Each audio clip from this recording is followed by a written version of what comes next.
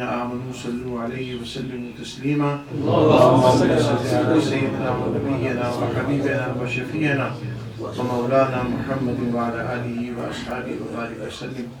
الصلاة والسلام عليك يا سيدي يا رسول الله وسلم عليك وعلى آلك وأصحابك يا حبيب الله. میرے واجب الاحترام بزرگان ملت، برادران اسلام اور گھروں میں بیٹھی ہوئی ہے، جہاں تک آواز آ رہی ہے میری بہن اور بچوں، السلام علیکم ورحمۃ اللہ. آج الحمدللہ یہ بڑی سعادت کے لیے، میرے لیے سعادت کی بات ہے کہ آپ سب کے درمیان مجھے کچھ باتیں کرنے کا موقع مل رہا ہے. اللہ تعالیٰ سے دعا فرمائے اللہ تعالیٰ ہمیں سچ بات کہنے کے بعد، سننے کے بعد عمل کی توفیق. قرآن کریم میں اللہ تبارک و تعالیٰ نے ارشاد فرمایا، ایک چھوٹی سی آیت ہے، اس کے حوالے سے چند باتیں عرض کروں گا. اور جہاں تک تعلق ہے، میرے محترم بھائی صاحب نے تعارف کیا ہے، اللہ تعالیٰ کے فضل و کرم سے یہ میرے پیر و مرشد کی دعائیں، ان کی تربیت، ان کا فیض ہے.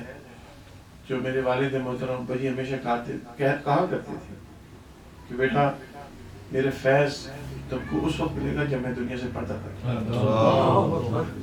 اور یہ انہی کا فیض ہے کہ میں ایک ایسے ملک میں دوسرے مذاہب کے ساتھ زیادہ میرا انگیجمنٹ ہوتا ہے، اور وہاں پر ایسے ایسے سوالات ہوتے ہیں جو ہم نے نہ کسی کتاب میں پڑھے ہوتے ہیں، نہ کسی سے سنے ہوتے ہیں، لیکن جواب حاضر آتا ہے.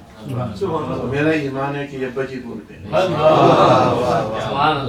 یہ میرا ایمان ہے، کیونکہ ہماری یہ صلاحیت نہیں ہے، ہم اس قابل نہیں ہیں کہ ہم اپنے آپ کو کوئی بڑا عالم سمجھو. نہ میں کبھی کہا اللہ حافظ سے، یہ ان کا فیض ہے کہ اللہ تعالیٰ کے فضل و کرم سے اللہ ہماری عزت رکھتا ہے، اور اس کے جو سوالات ہوتے ہیں، جو مسائل ہوتے ہیں، اللہ تعالیٰ ان کا حل عطا فرماتا ہے. یہ ساری چیزیں انسان، آپ ماشاءاللہ صاحب سلسلہ ہیں یہاں بیٹھے ہوئے، کسی نہ کسی بزرگ سے وابستہ ہیں، کسی اللہ کے ولی سے وابستہ ہیں.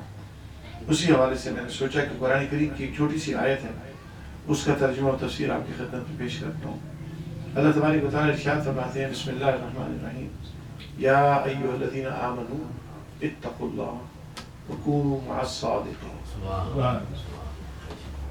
اللہ تبارک و تعالیٰ ہم سے مخاطب ہو رہے ہیں، ایمان والوں سے.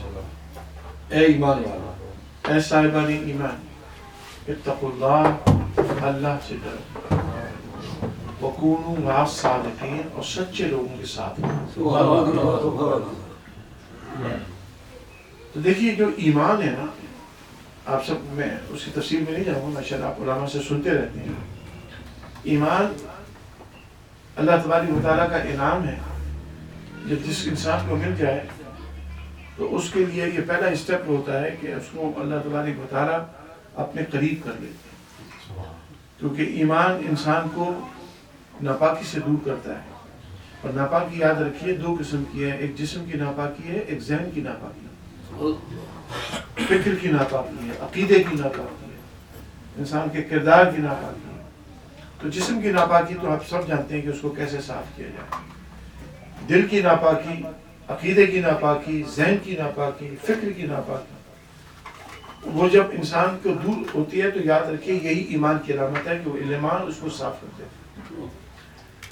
اب یہ ایمان ملنا اللہ کے اوپر، اللہ کے رسولوں پر، اللہ کی کتابوں پر، وہ ساری چیزیں آپ کو معلوم ہے، یہ ایک بنیادی ریکوائرمنٹ ہے، ایک بنیادی ضرورت ہے، ایک